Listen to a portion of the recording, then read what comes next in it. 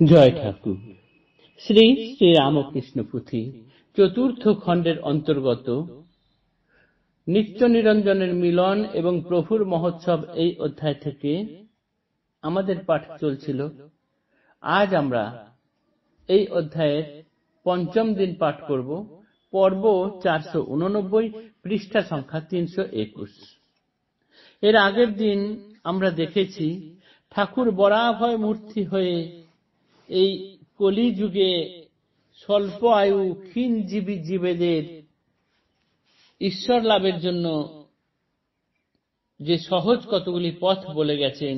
কেননা এই স্বল্প জীবনে কবে তিনি নিজের জন্য উপার্জন করবেন, না এত শাস্ত্র অধ্যয়ন করবেন, সেরকম সময় কোথায়।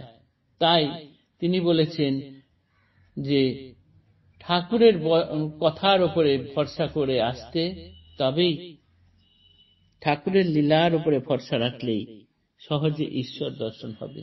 তার সহজ সরল উপমায় এই সমস্ত বেদ বেদান্তের কথাগুলি তুলে ধরেছেন সাধারণ মানুষের সামনে। এছাড়াও তিনি বলেছেন 7খানি উপায় বলে দিয়েছেন, এই উপায়গুলি করো। ভাবাবেশের মধ্যে দিয়ে তিনি একদম সহজভাবে ঈশ্বর দর্শনের রাস্তা বলে গিয়েছেন। এই 7টি পথের মধ্যে দিয়ে যদি আমরা এগোতে পারি তাহলে সহজে ঈশ্বর দর্শন হয়। এই 7টি পথের মধ্যে প্রথম পথ হচ্ছে যে কোনো উপায়ে, শ্রদ্ধায় হোক অশ্রদ্ধায় হোক, তাকে নমস্কার করা। দ্বিতীয়ত, তাকে যদি সহজে সকালবেলায় স্মরণ করা।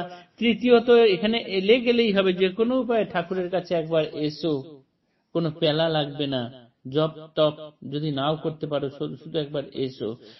চতুর্থ হচ্ছে তোমায় এইখানে ঈশ্বর পাবো এই আশা করে এসো। পঞ্চম হচ্ছে কিছু না করতে পারলে তুমি আমাকে বকলমা দিয়ে দিও। ষষ্ঠ হচ্ছে কিছুই যদি না করো, আমি সমস্ত কিছু করে গেলাম, ছাঁচ তৈরি করে রাখলাম, আমার কাছে এসো, তোমাদেরকে সেই ছাঁচে ঢেলে তৈরি করে দেব। আর সপ্তম হচ্ছে যে যদি এখানে তোমার ঈশ্বর লাভের আশা করে এখানে আসো, আমি অবশ্যই তোমার মনোবাসনা পূর্ণ করব। অনাথ আশ্রয়হীন নিঃসম্বল যে সাধারণ জীব কামিনী কাঞ্চনে মুগ্ধ হয়ে রয়েছে, তাদেরকে এত সহজ পথ দেখিয়েও তিনি বলছেন তবুও যদি কেউ না আসে, তাই দুঃখে তার চোখের জল বেয়ে যাচ্ছে, ভেসে যাচ্ছে। তখন তিনি গান গাইছেন যে আমি যে এসে এখানে দায়ে পড়েছি, যার দায় সে নিজেই জানে, আর বলবো কাকে। এই রকম চোখের জল ফেলছেন।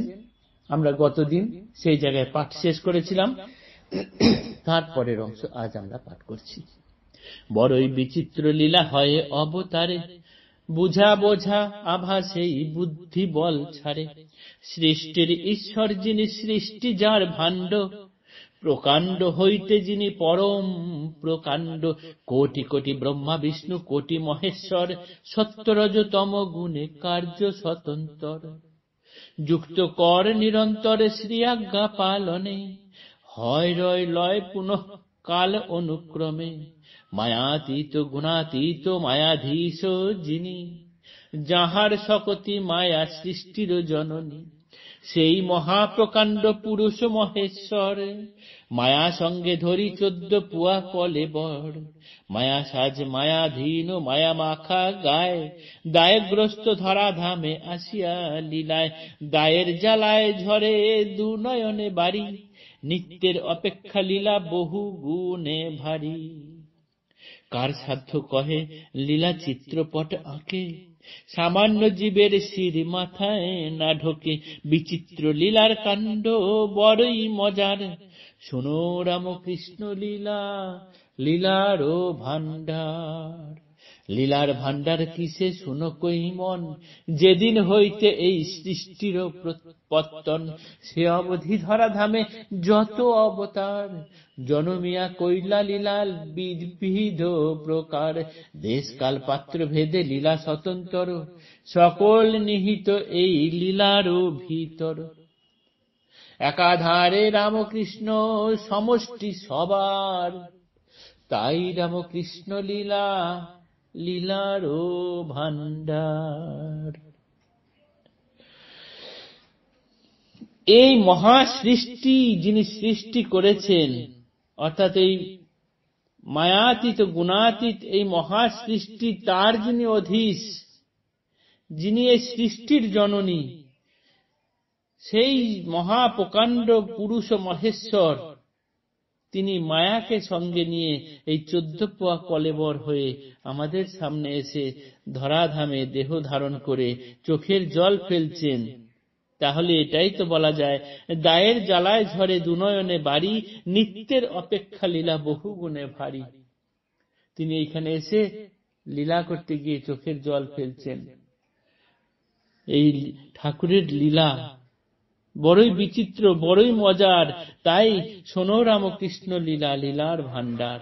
এই সমস্ত লীলার ভান্ডার, কেননা ইতিপূর্বে যত যত অবতারগণ জন্মগ্রহণ করেছেন, এসেছেন ধরাধামে, তারা সকলেই দেশ কাল পাত্র ভেদে লীলা এক এক রকম করে গেছেন। কিন্তু এইবারে যিনি লীলা করতে এসেছেন, তার মধ্যে সকল লীলা নিহিত আছে। তাই একাধারে রামকৃষ্ণ সমষ্টি সবার। এই বিগত সমস্ত অবতারদের যে লীলা, তার সবার সমষ্টি হচ্ছে এই রামকৃষ্ণ লীলা। একাধারে রামকৃষ্ণ সমষ্টি সবার, তাই রামকৃষ্ণ লীলা, লীলার ভান্ডার। জয় ঠাকুর, জয় শ্রী রামকৃষ্ণ।